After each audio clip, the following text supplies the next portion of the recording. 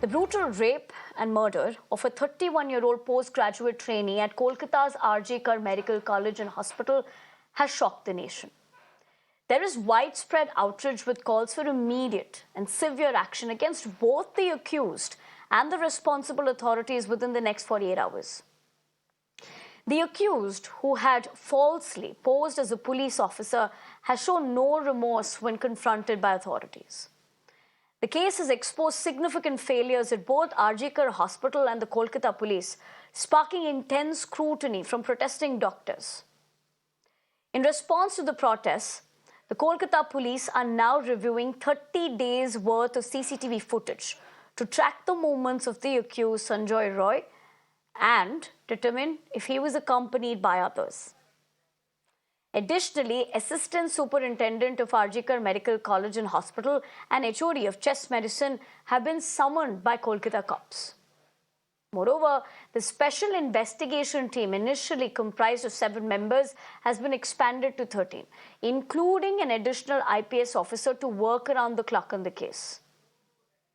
Meanwhile, the president of the IMA has called on Union Health Minister JP Nadda to establish a safe zone, implement enhanced security measures, and create a central law to prevent violence. They've also demanded a comprehensive investigation and improved safety protocols for doctors. Shreya, my colleague, joins me for more as far as this is concerned. Shreya, we're looking at how the clamor, of course, is intensified in terms of these protests. But the message is very clear. They're asking, of course, for better investigation in this particular case because they believe there are certain lapses. But as you get us those details, there's also a call for this to be handed over to the central agency. So tell us more on that front too. Well, of course, we see that there is an increasing demand to hand over the case to that of the Central Bureau of Investigation. Remember, it was only yesterday when the Chief Minister, Mamata Banerjee, have visited the victim's family.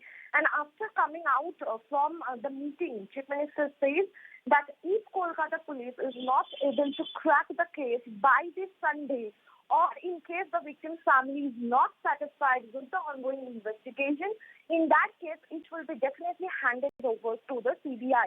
So it is Chief Minister herself who is now speaking about a CBI inquiry. Remember, a public interest litigation has also been submitted in the Kolkata High Court, which is also demanding a CBI inquiry, a free and fair investigation into this matter. But as far as the students are concerned, as far as the protesters are concerned, we have to understand they are not demanding for a CBI inquiry, but they are talking about a judicial inquiry into the case. What are the other demands of these protesters? They are also talking about installing CCTV cameras. They are talking about better infrastructure. They are talking about security. Now, these are the basic things based on which a PIL has been again submitted in the Kolkata High Court. Not only that, remember, BJP President Shukanta Majumdar also writes to JP Nadda speaking about all these issues, that there should be better infrastructure, there should be CCTV cameras installed, there should be security provided. So we see that students and doctors, they come out to say they are not feeling safe in their workplace. Right, Shreya. In fact, as you pointed out in terms of what the latest has been, stay with me because there are, of course, multiple facets to this particular case. Let's tell our viewers the same. Now, remember, medical students across the nation are up in arms since the incident first came to light and with justice nowhere in sight. You're looking at the visuals of the same on your screens. Now, an ultimatum has been issued by the students to arrest all culprits before 15th August and implementation of enhanced security measures and a new central law to prevent violence. Meanwhile, in a bid to maintain the pressure on the government, the resident doctors in Mumbai have decided to halt non-emergency services. In Bengaluru's Nimans, the students will continue with this strike. So clearly, these are multi-city protests, more importantly, nationwide protests. But as far as the demands are concerned, let me go back to Shreya as far as the important aspect of this. Shreya, as you were covering this development and we were earlier speaking as well, the students, of course, feel unsafe at their workplace, which is a major cause of worry. Having said that, there are certain demands that they're put forth. If you could take us through the same in terms of the key takeaways. Well, of course, like we were discussing, there are a list of demands. And remember, the installation of CCTV cameras, to ensure that there is enough security for the students there. Also to ensure that there is a separate on-call room. Remember the fact that the victim was found in a seminar hall only identifies and means that there is no separate on-call room. Now, for the doctors, especially for the females who are doing night duty, that becomes a major concern of security. And remember, in fact, while I was speaking to the female students yesterday, the doctors yesterday, they were telling me that it is not only about the victim, it is not only restricted to that zone, but they are themselves scared. They are scared for their own safety because this kind of incident might repeat itself given that there is no CCTVs installed in the first place. Again, there are no separate on-call rooms. Remember, there is no CCTV installed in the seminar hall where the incident has taken place. It is the CCTV footage from outside the seminar hall which the police is tracking and trying to understand and identify the accused.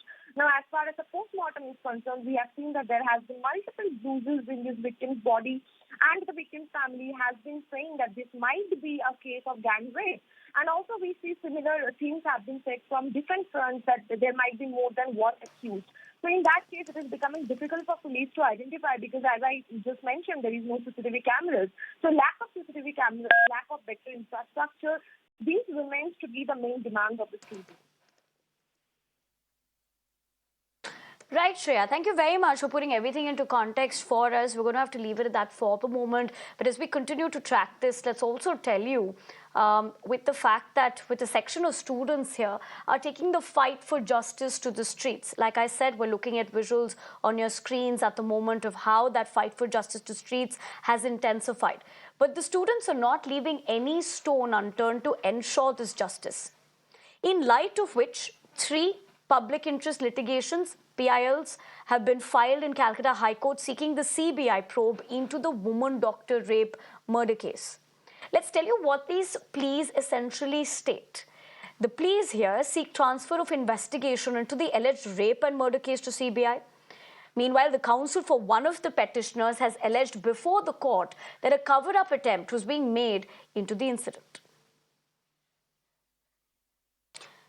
Shreya, as far as these PILs are also concerned in terms of the fact that they are looking for more pressure, you would ideally in a situation like this want to corner every aspect to get a better investigation process out. Now that this has reached the Calcutta High Court with 3 PILs being filed, what can one expect out of it? High Court yesterday. Remember, one of the petitioner is BJP supporter Mamata Banerjee, and in the petition they have clearly mentioned that they want a CBI probe into this. They want a free and fair investigation into the matter. In the PIL, it is also mentioned that they're seeking for better infrastructure, they're seeking for CCTV installation. So all the demands that we were seeing that the students have been talking about since the last few days, all these have been included in the PIL that has been submitted in the Calcutta High Court.